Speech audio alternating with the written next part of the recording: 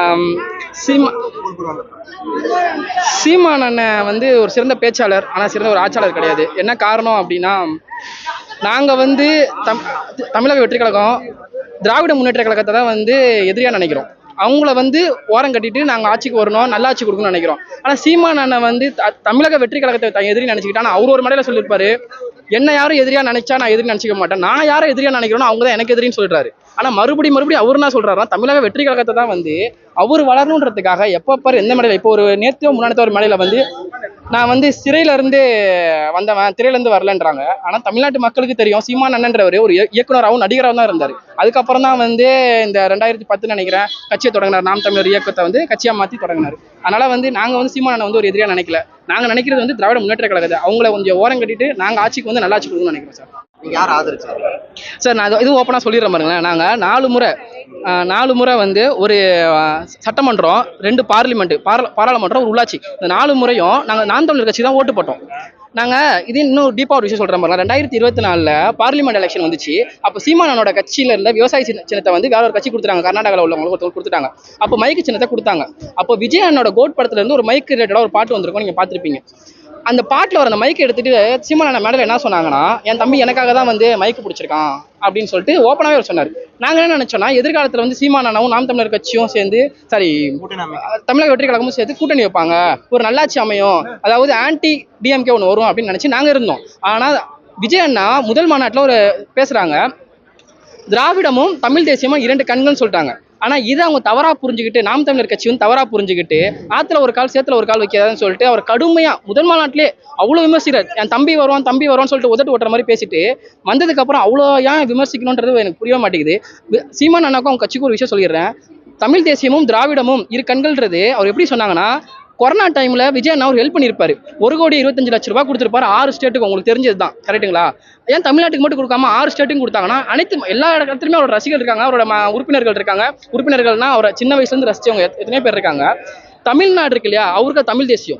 மற்ற சுற்றி இருக்கு பார்த்தீங்களா, கர்நாடகா, தெலுங்கானா, ஆந்திரா, மலையாளம் இருக்கு இல்லையா, புதுச்சேரி, இவங்க எல்லாம் உங்களுக்கு திராவிடம். இந்த 6 ஸ்டேட்டு, 5 ஸ்டேட்டு மற்றும் தமிழ்நாடு, இந்த 2 கண்கள் சொன்னார். அவர் வெறும் தமிழ்நாட்டுக்கு மட்டும் நல்லது செய்ய வரல, மற்ற மாநிலத்துக்கும் நல்லது செய்யணுன்றது அவருக்கு ஆழ்ந்த நோக்கத்தோட தான் அதாவது தமிழ் தேசியத்தையும் திராவிடத்தையும் 2 கண்கள் சொன்னார். அதை முழுமையா புரிஞ்சிக்காம எப்ப பாரு வந்து ஆத்துல ஒரு காலியா வைக்கிற, சேத்துல ஒரு கால் வைக்கிறேன்னு சொல்லிட்டு ஒரு ஆரோக்கியமான அரசியலுக்கு அவதூறான வார்த்தைகள் வந்து நல்லது கிடையாது, ஆபாச வார்த்தைகள் நல்லது கிடையாது. மறுபடியும் சொல்றேன், சீமான் அண்ணன் அப்புறம் சாட்டை துரைமுருகன் அவங்க மேல நல்ல மரியாதை இருக்கு, மறுபடியும் பேசக்குள்ள கொஞ்சம் மரியாதையா பேசுங்க. இது ஒரு நலம் சார்ந்த அரசியலா இருக்கணும். உங்களை மாதிரி ஆபாச வார்த்தைகளை நாங்க பேச மாட்டோம், ஒரு ஆரோக்கியமான அரசியலை நாங்க கொடுப்போம். சரிங்களா?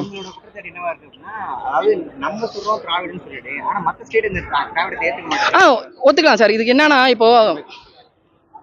இப்போ வந்து கேரளாவா இருக்கட்டும், தெலுங்கானாவா இருக்கட்டும், ஆந்திராவா இருக்கட்டும், கர்நாடகாவா இருக்கட்டும், யாருமே வந்து எங்களை வந்து திராவிடர்கள்னு சொல்ல மாட்டாங்க. திராவிடம் இந்த சொல்லே வந்து தமிழ்லேருந்து திரிந்த சொல் தான், திரிந்த மரபு சொல் தான். உங்களுக்கு தெரியும், தமிழ திரமல அப்படின்னு சொல்லி தான் திராவிடம்னு வந்துச்சு. இது நம்ம நாட்டில் உள்ளவங்க மட்டும் தான் சொல்லிட்டு இருக்காங்க திராவிடர்கள், திராவிட மாடல்ட்டு. ஆனால் விஜய் அண்ணா என்ன நினைக்கிறாருன்னா, என்னோட தமிழக வெற்றி கழகம்ன்றது தமிழ்நாட்டுக்கு மட்டும் நல்லது செய்ய மாட்டோம், எல்லா இடத்துலையும். சார், இந்தியாவோட அரசியல் அமைப்பு மாநிலத்தின் தன்னாட்சி, மத்தியில் நடுவத்தில் வந்து கூட்டாட்சி. அதே மாதிரி நான் தமிழ்நாட்டுக்கு மட்டும் நல்லது செய்ய மாட்டேன், மற்ற மாநிலத்துக்கும் என்னால் ஒரு கூட்டாட்சி முறையில் ஒரு ஒற்றுமையோட இருப்பன்றதான் ஒரு தமிழ் தேசியமும் திராவிடமும் 2 கண்கள் சொன்னாங்க. மற்ற மாநிலம் வந்து திராவிடத்தை ஏற்றுக்கிறாங்களோ ஏற்றுக்கலையோ, ஆனால் நாங்கள் ஒற்றுமையோட இருப்போம், அவ்வளோதான். அரசியலுக்கே வரலாம், நீங்க யாருக்கா ஆதரிச்சிருக்கீங்களா?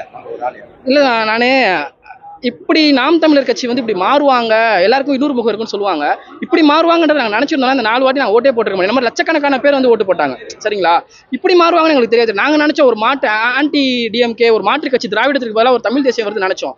ஆனால் இப்படி மாறுவாங்க, ஜஸ்ட் ஒரு மாநாடு தான், அதுலேயும் வந்து அவ்வளோ பேச்சு, அவர் பேசின பேச்செல்லாம் இங்கே காது கொடுத்து கேட்க முடியாது. அதனால அவரு இது மாதிரி மாறுறாருன்றது விஜய் வந்ததுக்கு அப்புறம் தான் தெரிஞ்சிச்சு.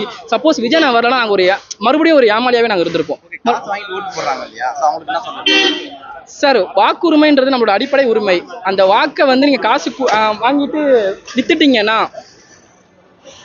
அந்த வாக்கை வித்துட்டீங்கன்னா ஒரு தரமற்ற ஒரு தலைவரை நீங்க தேர்ந்தெடுக்கிறீங்க அர்த்தம். அதனால நீங்க அடிமையா தான் இருப்பீங்களே தவிர இன்னைக்கு முன்னேற்றத்தை நோக்கி போக மாட்டீங்க. வளர்ச்சின்றது கடன் வாங்கி, அதாவது 9 லட்சம் கோடி கடன் வாங்கி வளர்ச்சியை காட்டுறது பேர் வளர்ச்சி இல்லை. 11.2 GDP சொல்லியிருப்பாங்க, அது வளர்ச்சி இல்லை. கடன் இல்லாம சேமிப்புல வளர்ச்சியை காட்டணும், அதுதான் வளர்ச்சி. இந்த நாடு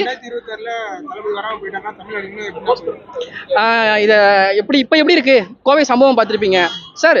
திராவிட முன்னேற்ற கழகத்தோட கொள்கை என்ன சார்? பெண்களுக்கு முன்னுரிமை, பெண்கள் விடுதலை, பெண்ணியல் விடுதலை பத்தி என்னென்னமோ பேசுறாங்கல்ல. பெண்கள் பாதுகாப்பாக இருக்காங்க. அதுல சில விஷயங்கள் ரொம்ப தப்பா பேசிட்டு இருக்காங்க. அவங்க ஏதோ பாய் ஃப்ரெண்ட் கூட போய் அங்க இருந்திருக்காங்க. பெண்கள் 12 மணிக்கு தனியா போனாலும் இன்னைக்கு காதலர்களுக்கும் நண்பர்களுக்கும் நடக்கிற விஷயம் நாளைக்கு கணவன் மனைவிக்கு நடக்கும். இப்போ இன்னைக்கு நடந்துருச்சு, ஒரு பொண்ணுக்கும் அவங்க 2 பேரும் ஃப்ரெண்ட்ஸுக்கு அங்கே நின்னாங்க, அது நடந்துச்சு. நாளைக்கு கணவன் மனைவி வந்து ஒத்துமையா ஒரு இடத்துல நிற்கக்கூடாது, நைட்டு 12 மணிக்கோ 11 மணிக்கோ இதே மாதிரி ஒரு சமூகம் நடக்கும். இது மாதிரி சமூகம் நடக்கக்கூடாது. ஒரு பெண்ணியல் விடுதலையும் ஒரு பெண்ணியல் துணிச்சலும் வரணும்னா தமிழக வெற்றி கழகம் வரணும் சார். Okay, thank you. சூப்பர்.